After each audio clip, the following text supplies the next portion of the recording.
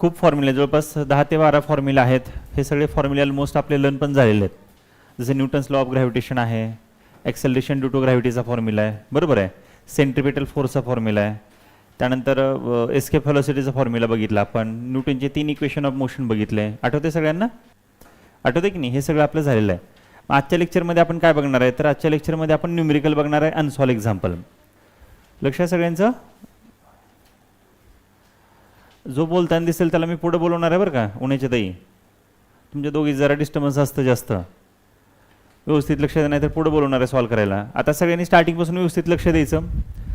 आता मी असं इमेजिन करतोय तुम्हाला काहीच येत नाही, ठीक आहे? करू इमेजिन? लक्ष द्याल? हां, लक्ष आहे सगळ्यांचं? कोणाकोणाचं लक्ष आहे? कोणाचं नाही? बघू द्या. कोण कोण आशीर्वाद दिले मला? असं करून आशीर्वाद दिलेले आहेत ना, काय काय बडे सर आशीर्वाद दिले तुम्ही मला? हां, येस, मी सगळ्यांचं लक्ष आहे. आहे ना? हां, ओके, चला लक्ष द्या. आता इक्वेशन काय बघा, पहिले तर तुम्हाला न्यूटनचे 3 इक्वेशन ऑफ मोशन आले पाहिजे. कोणते कोणते? V is equal to u plus a t, s is equal to u t plus half a t square, आणि थर्ड कोणतं होतं? V square equal to u square plus 2as. हे 3 equation of motion आहेत. त्याच्यावरती तुम्हाला 2-3 example आपण बघणार आहेत. व्यवस्थित लक्ष द्या, आणि त्या रिगार्डिंग जे जे कॉन्सेप्ट येतील मी ते तुम्हाला टाइम टू टाइम सांगायचा प्रयत्न करेन. काय म्हणतोय question? An object takes 5 seconds to reach the ground from height of 5 meter on a planet. What is the value of g on the planet? कळलं क्वेश्चन? अजून एकदा काय म्हणताय? An object takes 5 seconds to reach the ground from a height of a 5 meter. म्हणजे एका particular इथपासून त्या सरफेसपासून प्लॅनेटच्या 5 metre एवढं डिस्टन्स आहे. 1 मीटर केवढा असतो? एवढा. असं 5 मीटर हाईटवरती गेलो आणि तिथून काय केलं आपण? खाली काहीतरी सोडलं. काय टाकलंय आपण? Ground from a height 5 metre on a planet. Object takes 5 second to reach the ground. म्हणजे इथून आपण जेव्हा एखादा ऑब्जेक्ट खाली टाकतोय तर खाली पडायला किती वेळ लागतोय? टाइम 5 सेकंद दिले. गिवन कळालं? मी आधी सांगितलं की ज्याला गिवन कळतं त्याला अर्धा सम सॉल्व्ह होतो. तुम्हाला गिवन आधी कळालं पाहिजे. मग काय होतं, एकदा सम आपण रीड केला तर लगेच लक्षात येत नाही. मग आपण 2दा 3दा विथ कॉन्सन्ट्रेशन आपण ते रीड करायचं, मग लक्षात येतं थोडं थोडं. त्यानंतर समजा काही लक्षातच नाही आलं तर पुन्हा काय करणार तुम्ही? त्याचं युनिट बघणार. म्हणजे काय युनिट बघितलं? जसं 5 सेकंद. आता 5 सेकंद म्हणजे काय असेल ते? सेकंद आहे म्हणजे काय असेल ते? टाईम असेल. मग हे तुम्हाला क्लिक झालं पाहिजे. अरे काय दिलं इथं? टाईम दिला आहे म्हणजे सेकंदमध्ये दिलेला आहे. काय सांगितलं आहे ना? ऑब्जेक्ट टेक्स 5 सेकंद म्हणजे वरून खाली का 5 मीटर डिस्टन्स कव्हर करण्यासाठी त्याला वेळ किती लागला आहे? 5 सेकंद. ओके, आता गिव्हनमध्ये लिहूया आपण. इकडे एक ऑब्जेक्ट आहे, ओके, तर त्यानं जो काय वरून सांगितलंय, वरून त्या ऑब्जेक्टला खाली पडायला 5 मीटर डिस्टन्स किती दिलेला आहे आपल्याला? 5 मीटर हाईट त्याची, आणि खाली जो वेळ लागलेला आहे तर तो किती लागला आहे? 5 सेकंद. बरोबर आहे. अजून काय दिलं आहे? What is the value of g on the planet. तर त्याच्यावरती तुम्हाला जीची व्हॅल्यू काढायची त्या प्लॅनेटची. कळालं मी काय म्हणलं? अजून एकदा बघा काय काय सांगतोय क्वेश्चन आपला. ओ शिट, गिवन यस, काय काय दिलेलं आहे? डिस्टन्स दिले तुम्हाला, किती दिलेलं आहे? 5 मीटर. त्यानंतर टाइम दिला आहे, किती दिलेला आहे? 5 सेकंद. एका हाईटनं तो खाली पडतोय. हाईट दिले डिस्टन्स तुम्हाला 5 मीटरचं. आता मला सांगा एका पर्टिक्युलर हाईटवरून आपण त्याला खाली सोडतोय, तर आता ह्याची इनिशियल व्हेलॉसिटी किती असेल रे? स्टार्टिंगची व्हेलॉसिटी म्हणजे इनिशियल व्हेलॉसिटी किती असेल? 0 असेल. मग इथं काय लिहिणार मी? U is equal to 0 metre per second. आणि तुम्हाला काढायचं आहे काय? Acceleration due to gravity of that planet, म्हणजे जीची व्हॅल्यू काढायची आहे. आता जी म्हणजे काय? एक्सेलरेशन सांगितलं तुम्हाला. एक्सेलरेशनचे 3 टाईप असतात, एक पॉझिटिव्ह, निगेटिव्ह, 0. आता वरून खाली जेव्हा पडतोय तर तेव्हा ते एक्सेलरेशन कसं असेल? Positive acceleration. मग हा जो जी आहे म्हणजेच कोण असेल इथं? ए असेल, पॉझिटिव्ह ए. आता मला सांगा असं न्यूटनचं कोणतं इक्वेशन आहे ज्याच्यामध्ये हे 4 जण आहेत? बघा बरं कोणते कोणते इक्वेशन आहे, मी इथं लिहून देतो. V is equal to u plus a t. दुसरं s is equal to u t plus half a टीचा स्क्वेअर. आणि तिसरं v square equal to u square plus 2as. बघा बरं मी काय प्रश्न विचारला? असं कोणतं इक्वेशन आहे ज्याच्यामध्ये हे 4 जण असतील? यस असेल, आहे का बघा? यस, टी आहे, यू आहे आणि ए. कोणतं इक्वेशन आहे? सेकंड इक्वेशन आहे. कोणाला काय ऑब्जेक्शन याच्यावरती? सगळ्यांना क्लिअर झाली इथपर्यंत? मग मी काय लिहिणार इथं? फ्रॉम, काय लिहिणार? फ्रॉम न्यूटन्स कोणतं रे? Second equation of motion. Equation of motion असं मी लिहिणार. आता काय सेकंड इक्वेशन ऑफ मोशन आहे? यस, काय आहे? तर मी इथे लिहिणार मी s is equal to u t plus half a टीचा स्क्वेअर. तुमच्याकडे सगळं गिवन आहे. एसची व्हॅल्यू आहे तुमच्याकडे किती रे? 5, विच इज इक्वल टू यूची व्हॅल्यू किती आहे? 0. 0 इंटू 5 प्लस हाफला हाफ लिहिलं इंटू ए इंटू टी किती आहे? 5. 5चा स्क्वेअर करा. मग 5ला 5 लिहिलं, पुढं सॉल्व केलं. 0 इंटू 5 किती झाला? 0 झाला. इथं आपण हाफला हाफ लिहिलं इंटू ए इंटू 5चा स्क्वेअर किती? 25. म्हणजे थोडक्यात हे काय झालं? 25 ए डिवाइड बाय 2. आता 2 डिवाइड इकडे काय होणार? मल्टिप्लाय होणार. मग काय होणार? आता हा 5 इंटू 2. आता एला 25 मल्टिप्लाय इकडे काय होणार? डिवाइड होणार. So which is equal to काय असणार आहे तुमचा? ही आता 5 इंटू 2 किती असेल? 10 असणार आहे. बरोबर आहे. सॉरी, हा 25 होता. आता काय येणार आहे तुमचा? 10 divided by 25 which is equal to a. आता 10 डिवाइड बाय 25 किती येणार? काय येईल रे बाबा? इथं आपण जर 0 घेतला आणि इथं जर पॉईंट दिला तर काय येणार आहे? 25 1 जार 25, 25 4 जार 100 म्हणजे 0.4. कळते सगळ्यांना? एची व्हॅल्यू किती आली? 0.4. ए म्हणजे काय असतं? ॲक्सेलरेशन, ज्याची व्हॅल्यू काय असते? युनिट काय असतं? Metre per second square. Okay, अजून एकदा क्वेश्चन कळाला? माझ्याकडे बघा, 5 मीटर डिस्टन्स होतं, हाईट होतं. 5 मीटरवरून ऑब्जेक्ट खाली टाकला, खाली पडायला वेळ किती लागला? 5 सेकंद. आता 5 सेकंद जेव्हा त्याला वेळ लागणार आहे तर त्याने विचारले त्याची ॲक्सेलरेशन ड्यू टू ग्रॅव्हिटी काढा त्या प्लॅनेटची. मग आपण बघितलं डिस्टन्स लिहिलेला आहे, टाईम दिलेला आहे, इनिशियल व्हेलोसिटी 0 आपल्याला माहिती आहे, ॲक्सेलरेशन हे पॉझिटिव्ह असल्यामुळे ए इज इक्वल टू जी घेतलं. मग न्यूटनचा कोणता इक्वेशन बघितलं तर सेकंड इक्वेशनमध्ये 4 व्हेरिएबल आहेत. मग हे इक्वेशन लिहिलं, त्याच्यामध्ये जे गिव्हन व्हॅल्यू आहे ते सबस्टिट्यूट केली. सगळी व्हॅल्यू सबस्टिट्यूट केल्यानंतर आपल्या असं लक्षात आलं की 10 डिवाइड बाय 25, 25 10ला डिवाइड जात नाही म्हणून आपण 0 घेतला. 0 घेतला म्हणून काय दिलं? इथं पॉईंट दिला. आणि 25 1 जार 25, 25 4 जार 100. सो त्याची व्हॅल्यू किती आली? 0.4 मीटर पर सेकंड स्क्वेअर. तुम्हाला क्वेश्चन काय विचारला आहे? तुम्हाला विचारला आहे, कुठे गेला question? Yes, what is the value of g on the planet. मग तुम्ही खाली आन्सर म्हणून लिहिणार. काय लिहिणार आन्सर? आन्सर काय लिहिणार? The value of g, the value of g on the planet is किती? 0.4 मीटर पर सेकंड स्क्वेअर. मला सांगा आपल्या अर्थवरती किती असते value? 9.8 metre per second square. ह्याच्यावरती किती आहे? 0.4 metre per second square. Okay, व्यवस्थित बघा बरं, समजलं असेल तर लिहून घ्या.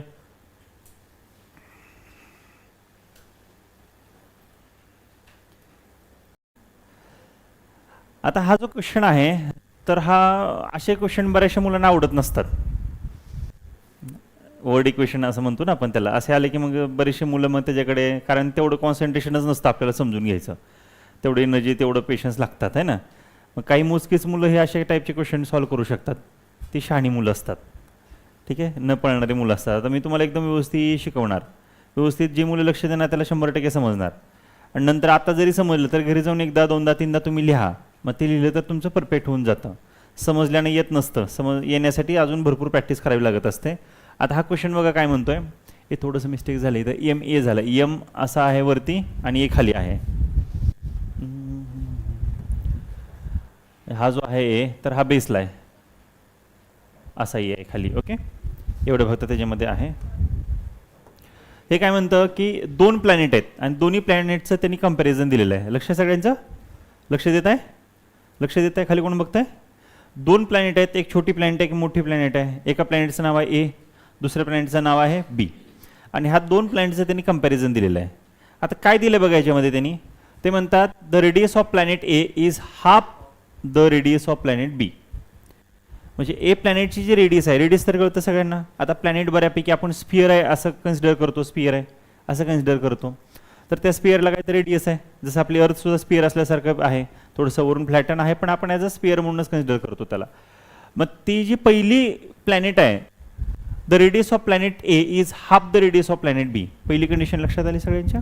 बघा छोटं छोटं आपण अगोदर ते तुकडे करून बघूया. गिव्हनमध्ये काय दिलंय? काय दिले, radius of planet a, radius of planet a is half the radius of planet b which is equal to half of the radius of planet b. कळलं का? आता असं गिवन तुम्हाला लिहिता आलं पाहिजे अगोदर. बऱ्याचशा मुलांना गिवनच लिहिता येत नाही. गिवन लिहिता आल्यामुळे मग पुढचं तर किती तुम्ही कॅल्क्युलेशनमध्ये एक्सपर्ट असाल तरी पण पुढं काय उपयोग होत नाही. ओके, इथपर्यंत कळालं. पुढचं काय म्हणतं, if the mass of a is m a what must be the mass of the b. जर पहिल्या प्लॅनेटचा मास एम ए आहे तर दुसऱ्या प्लॅनेटचा मास किती असेल, एम बी असेल. पण ते एम बी पहिल्याच्या कम्पॅरेटिव्हली किती आहे हे काढायचं. क्वेश्चन संपलेला नाही आहे, पुढं आहे. So that the value of g on B is half that of its value on a. कोणाची व्हॅल्यू, जीची. जी म्हणजे कोण, एक्सेलरेशन ड्यू टू ग्रॅव्हिटी. सांगा बरं कंडिशन काय म्हणतं, the value of g on B, the value of g on B is half of the, कसं लिहिणार मग, half of the g upon 2. कळालं सगळ्यांना कसं लिहायचं, इथपर्यंत कळालं का? ज्याला हे कळालं त्याला पुढचं क्वेश्चन येणार, नाही तर नाही येणार. सोपं आहे की नाही, अरे सोपं आहे की नाही, येस. आता जी कोण आहे सांगा मला, जी कोण ॲक्सेलरेशन ड्यू टू ग्रॅव्हिटी, बरोबर आहे. आता ह्या ॲक्सेलरेशन ड्यू टू ग्रॅव्हिटीचा तुम्हाला फॉर्म्युला, आता तुम्हाला काय काढायचं, ऑब्व्हियसली तुम्हाला एम बी काढायचं आहे. आता आपण म्हणणार गिवन झालं from acceleration due to gravity, acceleration due to gravity. काय फॉर्म्युला आहे acceleration due to gravity चा, g is equal to gm upon r square. आहे की नाही फॉर्म्युला, हा सगळ्याला माहिती आहे. acceleration due to gravity चा हा फॉर्म्युला आहे का, अरे आहे की नाही, सगळ्याला माहिती आहे, आठवतंय सगळ्यांना, लर्न करायचं आहे कंपल्सरी. आता कसा फॉर्म्युला आला हे मी तुम्हाला कालच्या लेक्चरमध्ये डेरिव्हेशन लिहून दिलेलं आहे. आता ए प्लॅनेटसाठी काय असेल, जी ए असेल, तसं मास सुद्धा एम ए असेल आणि रेडियस सुद्धा काय असेल, आर ए असेल. याला म्हणलं इक्वेशन नंबर 1. सेम तसं दुसरं घेऊया इक्वेशन नंबर 2.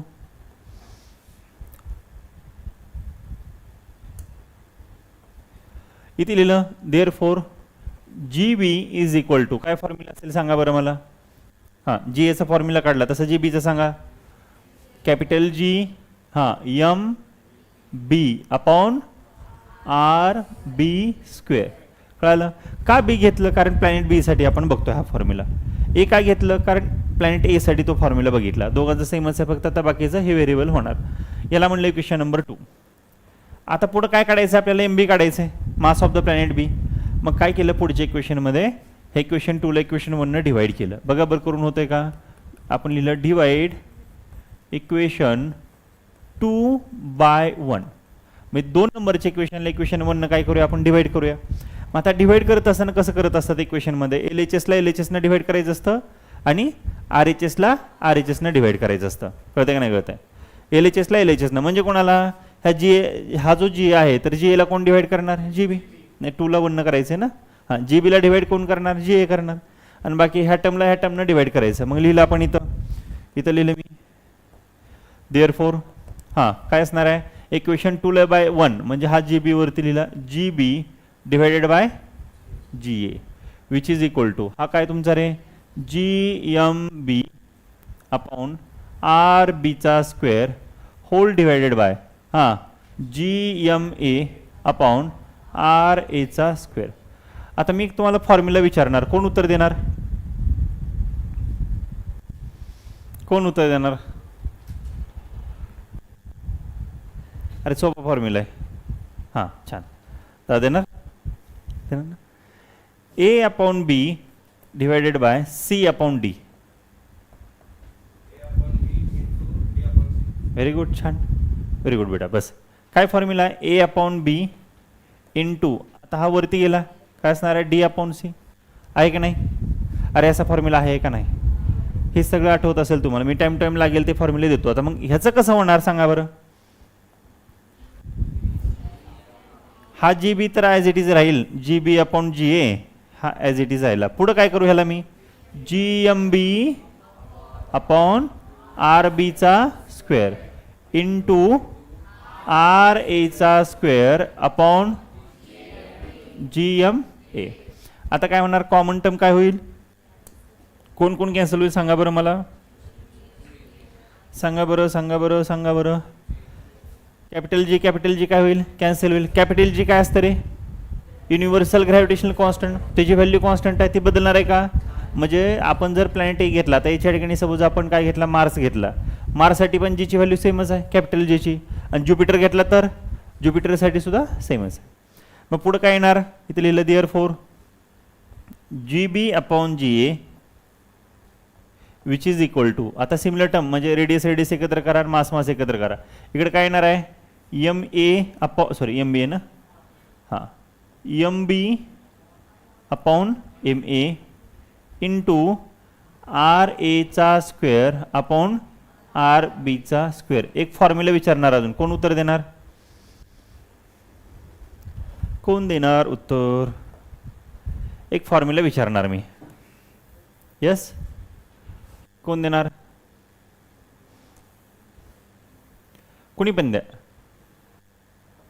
ट्राय करणार, चुकलं तर मी सांगतो.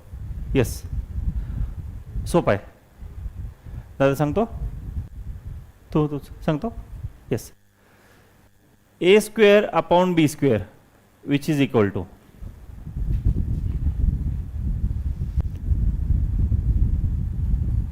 गांधी सर सांगता का, शिंदे सर?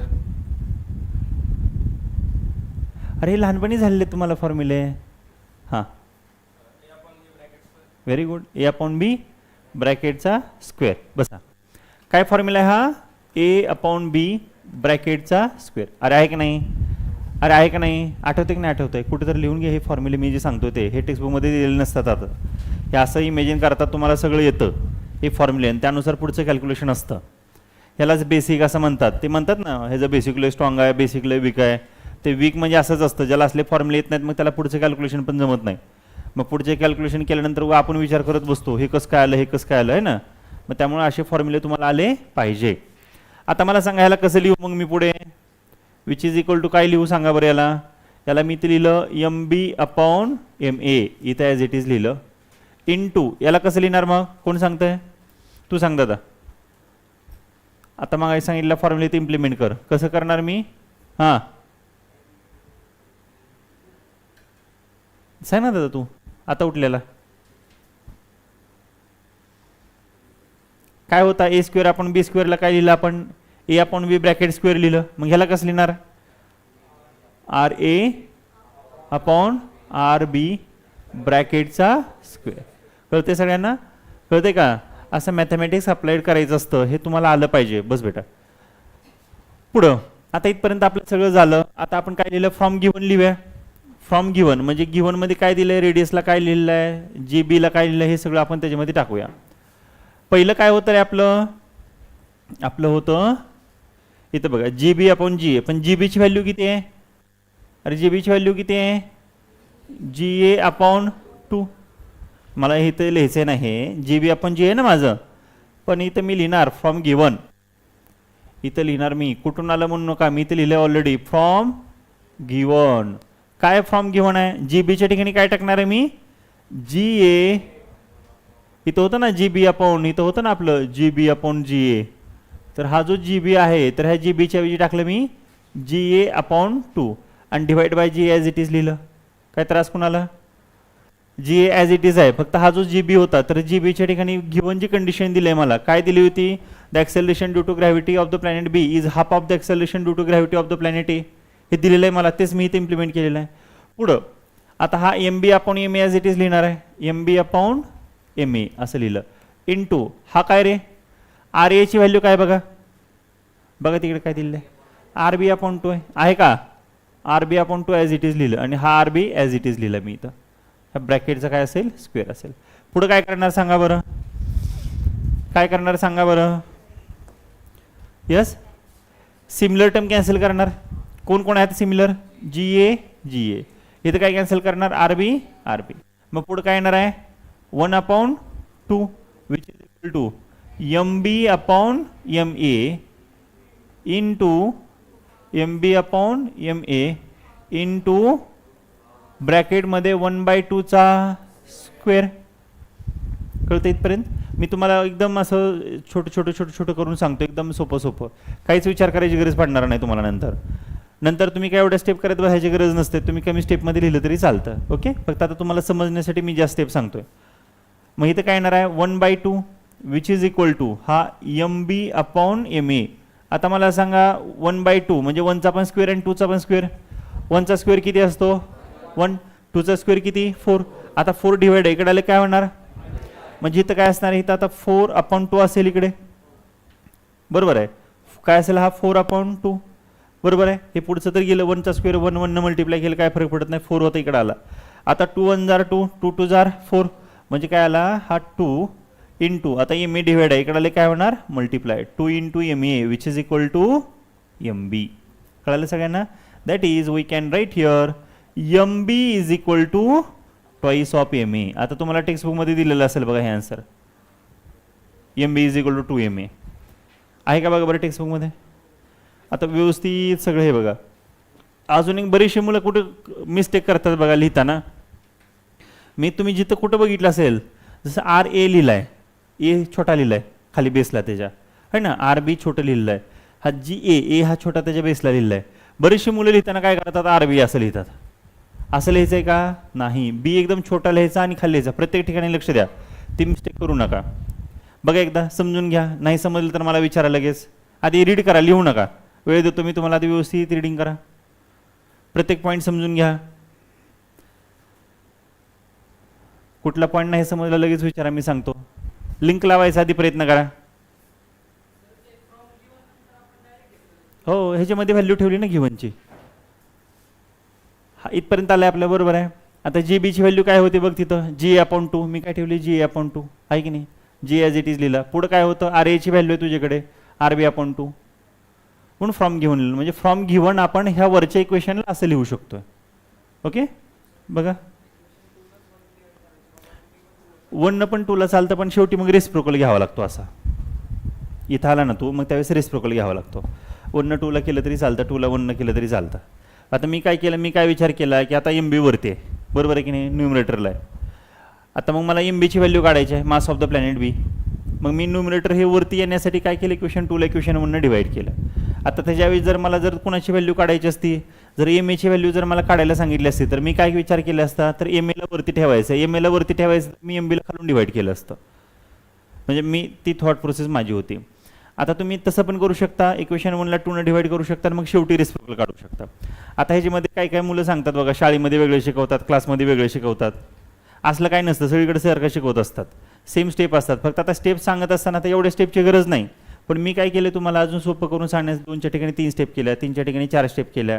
म्हणजे फॉर एक्झाम्पल आता इथं मला लिहायचं आहे, मी ते ही एक स्टेप वाढवली, ह्याच्यावरून ही स्टेप केली आहे ना, फॉर्म्युला इकडे इकडे केलं, इकडे केलं. त्यानंतर मग ह्याला एकत्र फॉर्म्युल्यामध्ये करून तुम्हाला दाखवलं, पण हे करून ह्याच्यावरती इथपर्यंत केलं. आता तुम्हाला काय होणार आहे, हे दिलं जाणार आहे, डायरेक्ट हे दिलं जाणार आहे, मधली स्टेपच दिली जाणार नाही. टेक्स्टबुकमध्ये नोट्समध्ये मधली स्टेप दिली जातच नाही किंवा गरज पण पडत नाही, पण तुम्हाला समजावं ह्यासाठी मी हे एवढं सगळं सांगितलेलं आहे. एवढ्या सगळ्या स्टेप लिहायची गरज आहे का नाही. काय काय महत्त्वाचं आहे तुम्हाला ह्याच्यामध्ये, पहिलं तर तुम्हाला गिव्हन लिहिणं अर्धा मार्क मिळाला. त्यानंतर तुम्ही हा जीचा फॉर्म्युला लिहिला, अर्धा मार्क मिळाला. त्यानंतर इक्वेशन 2ला इक्वेशन 1 डिवाइड केलं, इथं तुम्हाला मार्क मिळाला. त्यानंतर तुम्ही इथं काय करताय, इथं तुम्ही कॅल्क्युलेशन करताय, ह्या कॅल्क्युलेशनला अर्धा मार्क आणि शेवटी तुम्हाला काय आन्सर जे आलेलं आहे तर त्याला अर्धा मार्क आहे. स्टेप वाईज तुम्हाला मार्क मिळणार आहेत. ओके.